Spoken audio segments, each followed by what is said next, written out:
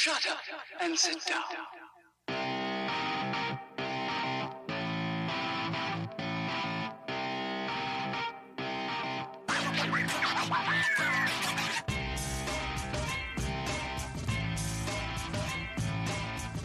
Welcome to the Bricks King podcast, where I'm going to bend your ear about Lego, review those amazing bricks of plastic, and discuss what is new and up and coming around the Lego world. I'm your minifig host, Matt. Let's build on it.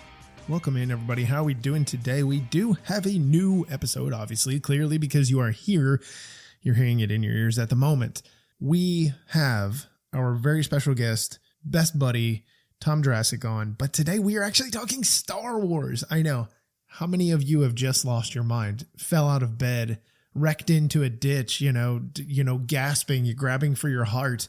I know. The one thing that almost never occurs on the show is happening today. We are doing Star Wars, and we are doing one set in specific that is still currently available wherever you buy your Lego at. And this is going to be a fun one. I hope you guys enjoy it because we had a lot of fun. Well, I did, and I gained a ton of knowledge. So let's go ahead and kick off into it. Guys, you are in for a special treat today because Tom Jurassic is back. But hello. Perhaps we should call you Tom Star Wars today. Hello there.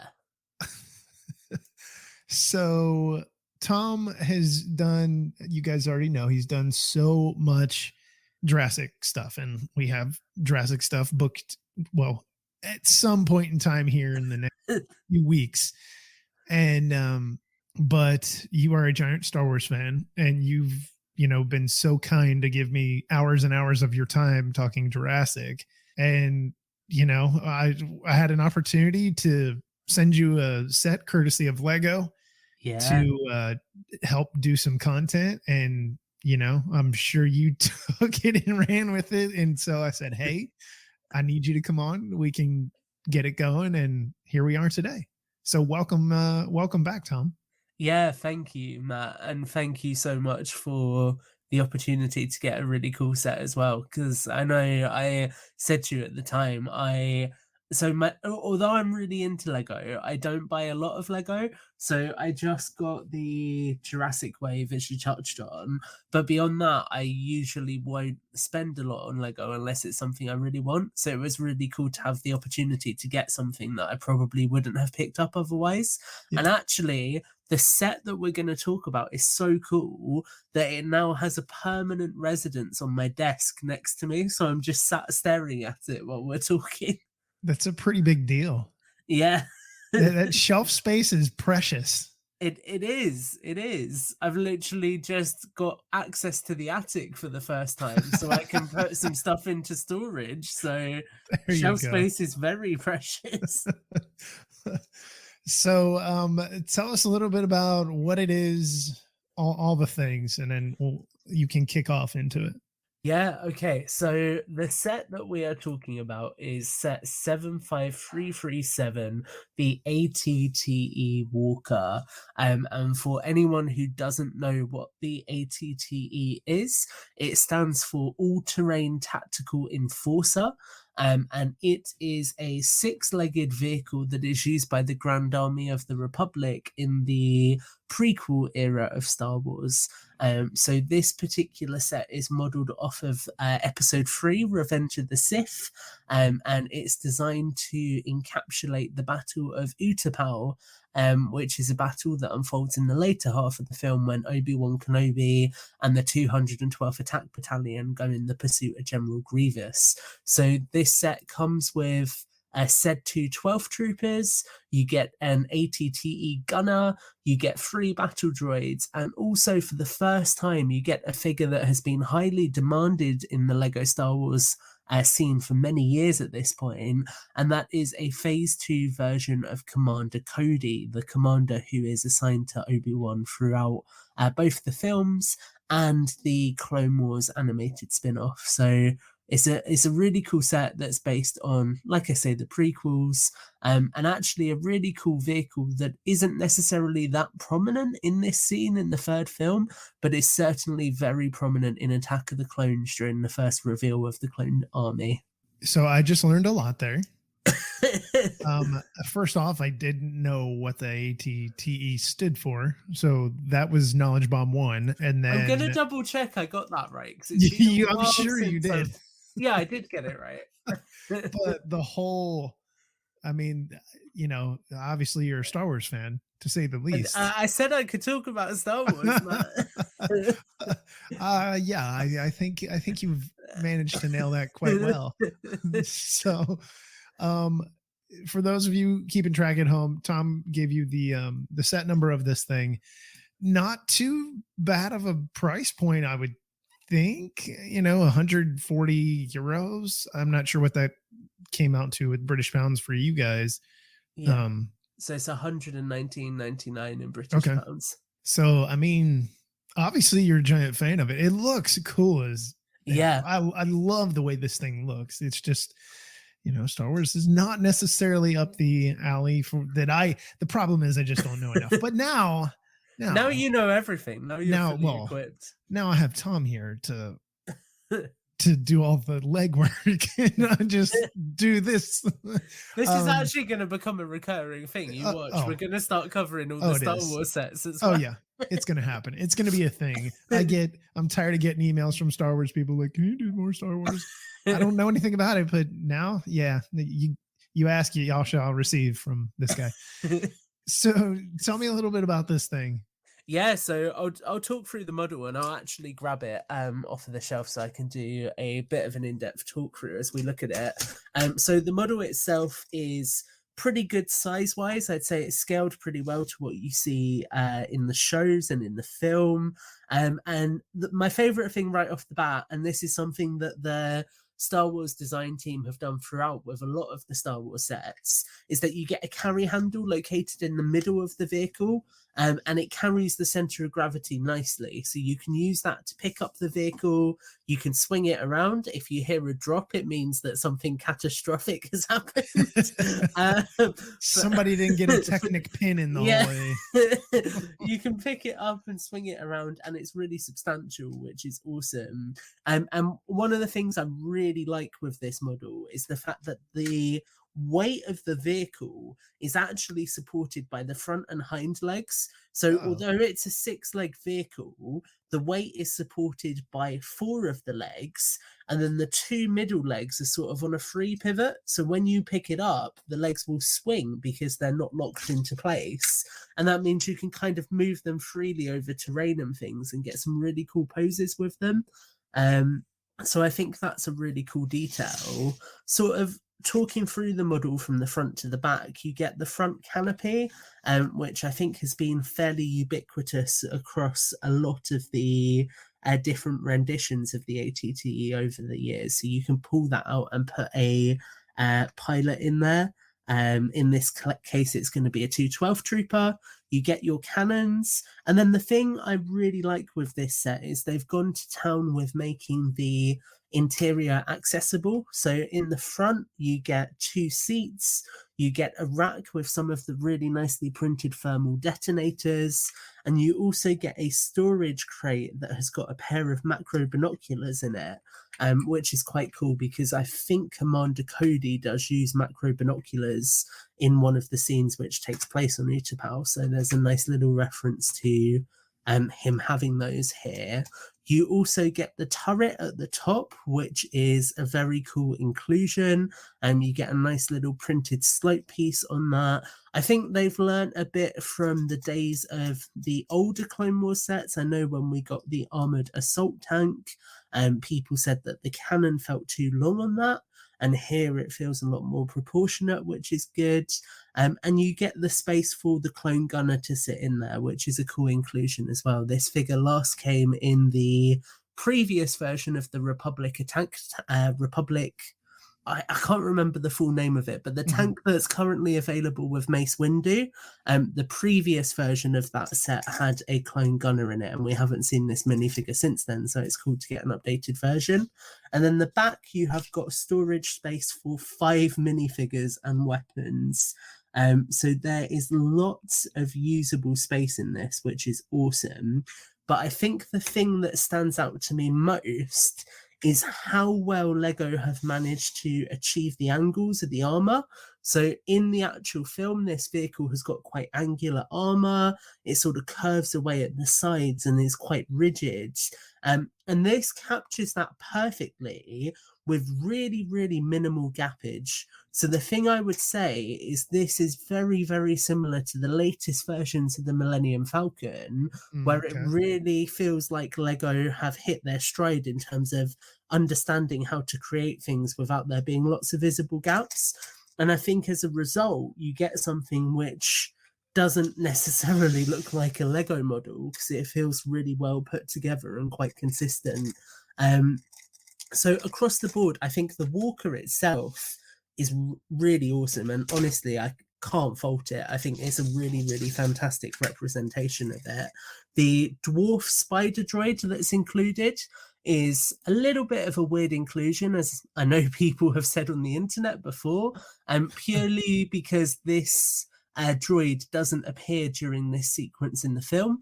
It's actually crab droids that are present on Utapau for the battle, but the dwarf spider droid is still a nice build. It's something we've not seen for a while, so it's a cool inclusion. Obviously, you get your battle droids, which are quite standard at this point, and then you also get your clone troopers. And I know people, or some people in the community weren't happy with the quality of the print on these. They said that the line on the helmet cuts off too close to the black line. I'm actually not that bothered about it. I think it gives it a kind of almost a cartoony-esque aesthetic, which matches up with the fact that a lot of the clones that we've received recently have been modelled on the Clone Wars anyway. So I think it works with them well. And I think the version of Cody that they chose to give us is really well realised. He has a unique face print for Cody, which has got the scar on it, which distinguishes him from other clone troopers. And it's just a nice rendition of it within the Lego style. It's got the printed jetpack on the back. It's a very, very cool looking minifigure. So I think all in all, this is a really solid set. And I think, fans have been asking for Commander Cody for a while. So I think it was potentially a challenge for Lego to find a set that justified having him in it and would really make a grand debut for his first release as a minifigure. But I think that this set is definitely worthy of that. And it's a really, really cool rendition of a vehicle which is so synonymous with both the prequels, but the Clone Wars as well. So as somebody who grew up with the Clone Wars, as somebody who actually had the full-size 3 3/4 inch scale ATTE by Hasbro as a kid, it's really cool to have a Lego version of it that feels so faithful to the vehicle and also faithful to other toys of it as well. There's a lot there. Yeah. No, you're right about the angle of the armor. When this was obviously announced, when the wave was announced last year, I was very curious to see how, what it would look like. Obviously if you have it in hand, it's going to be completely different than the pictures. Yeah. How did they go about getting those angle connections? Yeah, so I'm really glad you asked that, Max. It's actually a really interesting building technique. So they're connected via Technic pieces, but then what they use is the like L-style plate that's got a raised edge around one corner, to like almost lock them into place. So you angle them in, and then they like lock in on those angles, which is quite cool. And they're really sturdy. They don't feel like they're going to fall off at all. And I think that is because there is such a strong but minimal Technic sort of infrastructure running through this that it really keeps everything on in place quite nicely without anything falling off. Yeah, and I think that's kind of been a staple with big Star Wars sets, but sets in general, more recent than not. A lot of heavy Technic framing, and then you just build a skeleton, or you build the skeleton and you build the skin off of it. Yeah. And, obviously in the photos that I'm looking at, the official photos, you can see a little of this, you can see a little of that. So that's a really cool way. That's a really cool way they went about it. I wanted to talk about the legs. Are the legs joint locked like in the front and the back, you said that's where most of the weight is. Do they have any kind of pivot to them, or are they just locked into place? Let's take a little experiment. No, so they move actually freely as well, but Okay. it's a very limited range of motion. So you maybe got 15 degrees out of them, Okay. but then the feet are a fully loose joint as well. So kind of the way it works, you have the legs and then the upper body is where the weight really is, and the Mhm. weight pushes down on the legs and sort of forces them into the position they should be in through gravity, which is quite a cool use of it, I would say. But also to your other point about the technic structure, the thing I find really cool with this model is it has a strong technic structure, but it also has a lot of interior space. And I think usually it's a sacrifice, particularly with, say, your larger UCS sets like the UCS Imperial Star Destroyer. That's a fantastic set, but there's no interior to it because there's so much inner workings and inner structural sort of integrity that's built into it. Whereas Right. this strikes a really nice balance on both points. Well, and that's what I was thinking about when you were talking about, the cockpit area and the little bay and whatnot. Um, it's not a UCS set.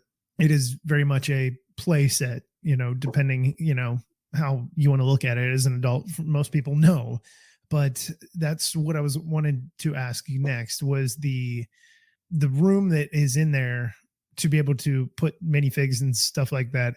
Is it capably done by someone with adult hands without feeling like you're going to bust something off?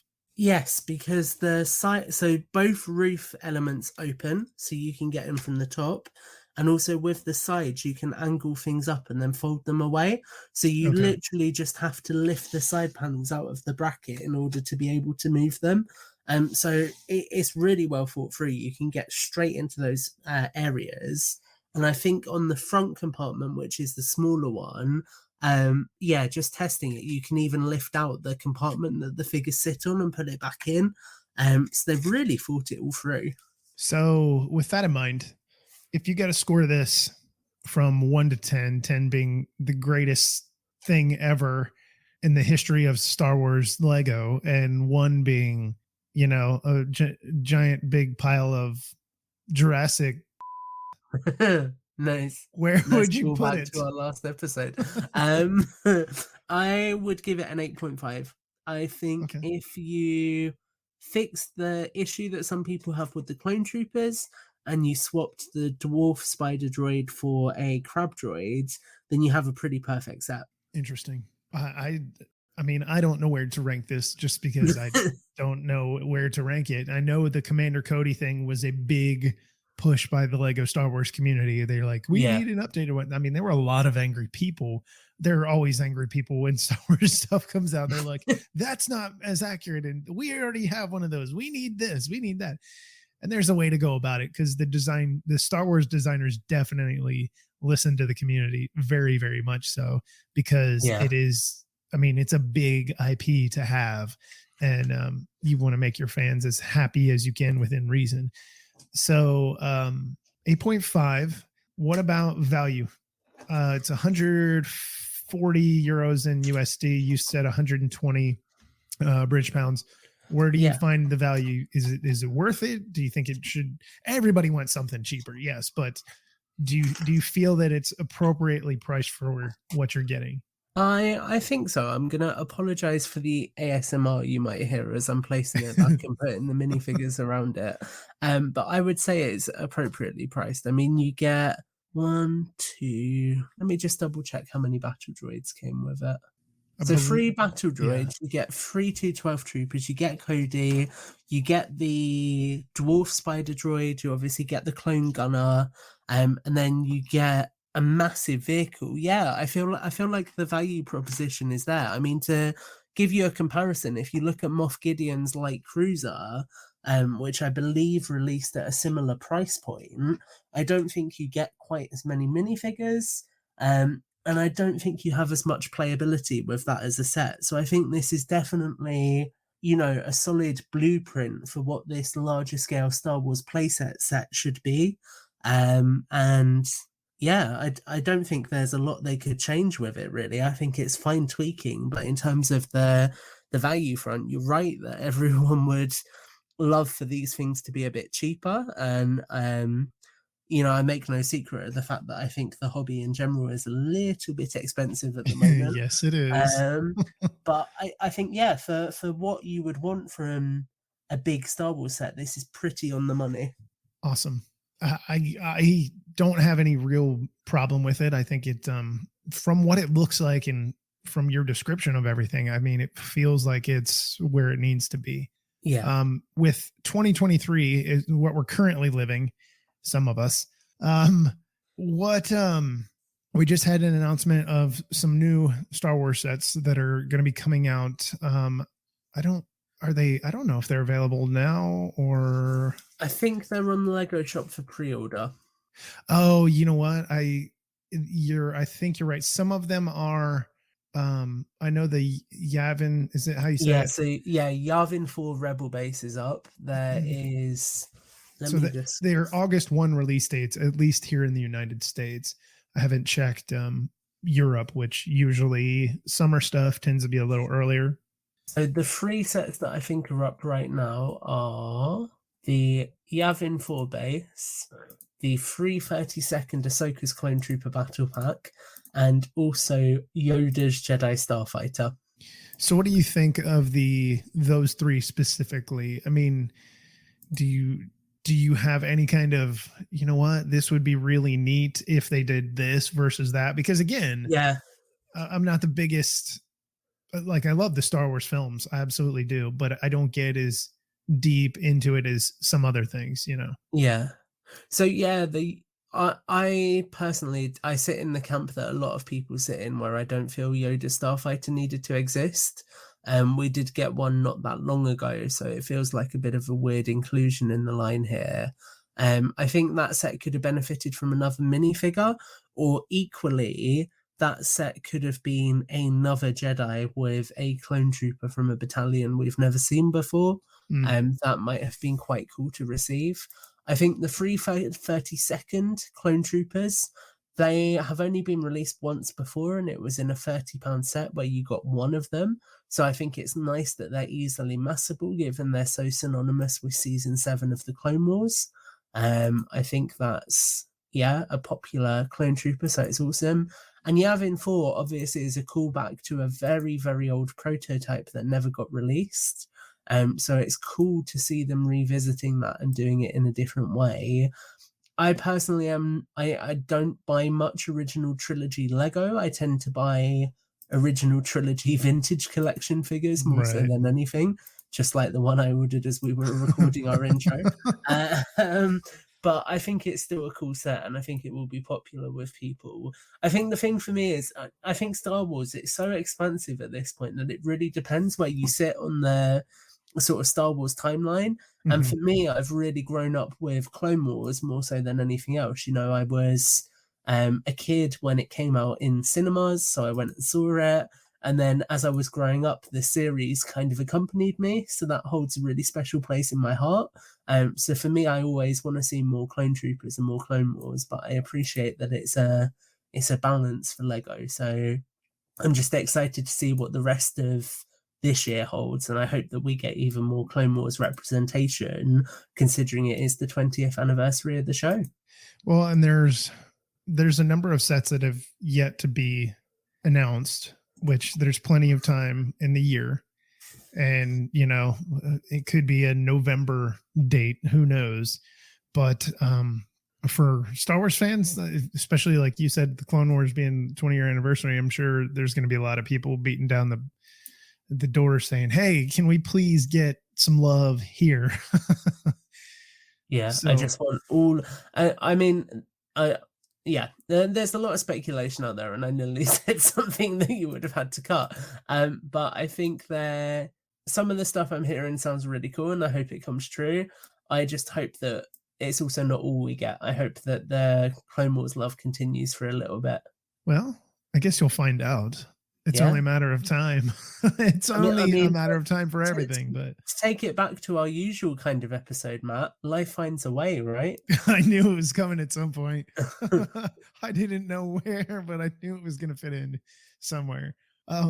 So some of the stuff, Star Wars, they've done a really, really great job on some of this stuff. I sit here and I look at it and I'm like, God, I want to buy this. And then, my wife will kill me because I already don't have enough room. And then B, she'll be like, what are you going to do with it? Yeah. But some of this stuff, especially as I've gotten more into the Mandalorian, I shouldn't say more into the Mandalorian, but have like kind of taken up out of any other Star Wars offshoot of the films, I've definitely taken that under my wing and been fully engrossed in it. So there are some things I feel you on that, because it's what has made me buy so much vintage collection. Yeah. And it happens just that quick. It does. I need help. You have a problem. We're going to get you some therapy. We're going to have a therapist come on and talk about your need for Star Wars figures. So moving forward, obviously you said you would love to see some more Star Wars, Clone Wars.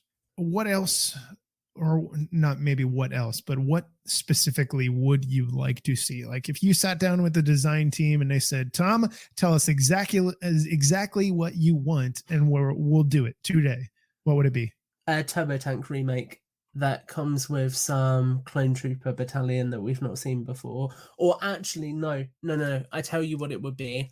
It would be an Imperial shuttle from Bad Batch. So the Republic attack shuttle, but in the grey colour scheme, purely so they could use it as an excuse to finally give us a Republic Commando minifigure. See, you've definitely thought this one out. Yeah. I'm sure at some point I did my homework for this episode, Matt. I'm sure you did. You went way deeper than I have ever heard of. I know there's a lot of Star Wars people out there, but my God, it's typical Tom style to go that deep. I just got to go deep or go home, right? That's what she said. Please, nobody clip that. It may end up making it onto the year-end highlight reel. It very well may do so. I mean, there's other things. I've already got a Tom file. So oh God, it'll end up in there at some point.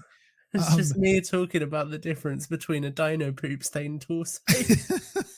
But see, that's a perfect segue. So those of you that are Star Wars fans, I hope you did enjoy that part. We'll have Tom do some more stuff potentially in the future.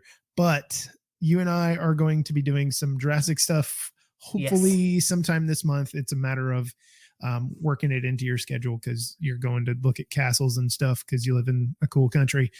And debatably cool country. We're going to be talking about poo stains and all that kind of stuff. And for all the sets that how's a poo that have play features?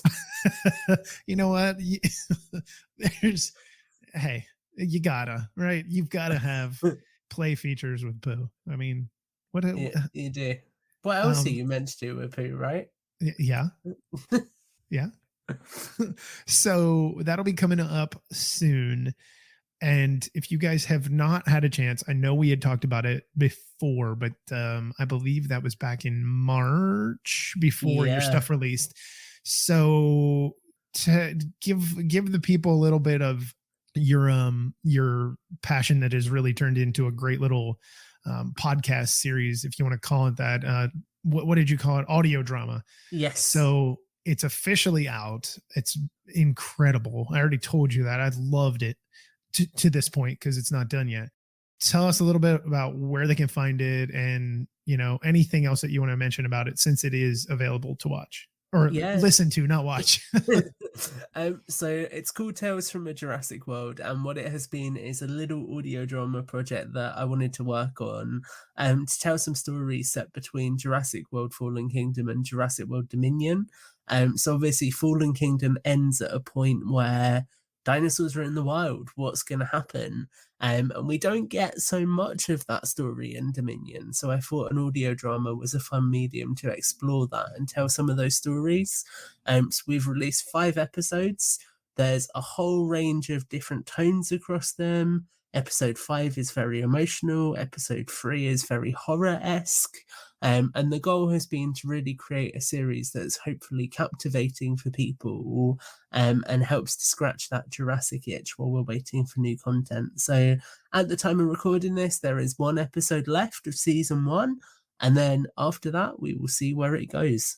So check it out on YouTube. There's a Tales from A Jurassic World YouTube channel, and also on the Jurassic Park podcast. Yeah. So you guys definitely need to go listen to this. You know, you're tooling around doing whatever. I mean, if you're listening to this, you have time for that. The episodes are really, really, I mean, intense might not be the right word, but they are very engrossing. I'm one that always wants to have that, you know, I want to feel like I'm there in that kind of stuff. And I get drawn away in it. I'm in it. I feel it. Yeah. And you put together a pretty good cast of voice actors as well. And the score to it is, I love it. It's perfect. Yeah, so the score is by Brooks Libby, and Brooks has been doing an incredible job with it. And all of the actors have been volunteers as well. You know, we've all done this not because there's some financial incentive to it or anything, but it's because we really care about this franchise. And we wanted to give something back to fans, especially now it's Jurassic June, which is all about community coming together and celebrating this franchise. It's just been a really fun project to work on and a really good opportunity to actually make new friends in the community as well and work with them on it. So you mentioned Jurassic June. I know you go crazy with it. You're not the only one. Is there anything during Jurassic June? Because this day of the time of this recording, it's June 2nd. Is there anything coming up through June that people need to like follow you, be focused on your social medias or anything like that? So I've been actually working on a really fun series with a company called Everything Dinosaur, who own a website that's dedicated to selling, I bet you can't guess this, Matt, Everything Dinosaur. So what we have worked on is a series called 30 Years of Jurassic Park that's premiering through Jurassic Collectibles. And we've released 2 episodes so far, and they're going to run through Jurassic June. What they are is little like docuseries videos that look at the 7 dinosaurs from the original film, their scientific accuracy, where they appear in the film, what they're doing, whether that would be accurate or not, what kind of toys of those animals existed back in the day when the film released in 93, and what kind of toys and collectibles are available now. So it's a really fun sort of meld of scientific knowledge and also collectible knowledge, and it's been a lot of fun to work on that and learn how to pronounce a lot of paleontological words. Like Giganotosaurus? Yes, like that. I did not know before we did that whole episode way back. I thought it was called Gigantosaurus. I just did because that's the stupid in me. That's all right. Makes it sound like a Marvel character. There is that too. So if you guys don't know, Tom does a lot of stuff social media. Your social media game is pretty strong. I'm trying to catch up there. So where can people find you, and in case they want to get in contact with you, whether it be Star Wars or Jurassic stuff? Come and hang out at Tom_Jurassic on Twitter and Instagram. If you can follow me on Instagram, I will be your friend, because at the time of recording this, I am on 9,198 followers. So if I can hit 10,000, I will literally run around in the street naked screaming. How about I don't want you to go to jail? How about this? How about you get a 10K tattoo?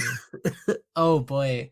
I do that at 100K. Well, because that's going to be many years off and might never happen. So then I might never have to get it. There you go. You can always just get a little one, like have a We'll little see. T-Rex and have it like 10K, I'll get hidden like in a his 10K. scales. I'll get a 10K on my wrist, and when anyone sees me and asks me about it, I'll say that's how much money I've spent on toys this year. Or you just say, "Oh, what's the 10K for? That's my favorite race to run." Yeah. Anyway. Just don't look at my body. Don't question it too much.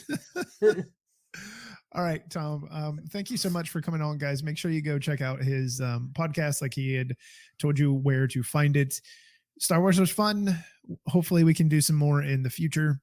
And stay tuned for the Jurassic episode that is coming up, especially because there is going to be something on the back end of that as well, including a certain design team. So, Tom, thanks for coming on, bud, and we'll see you again.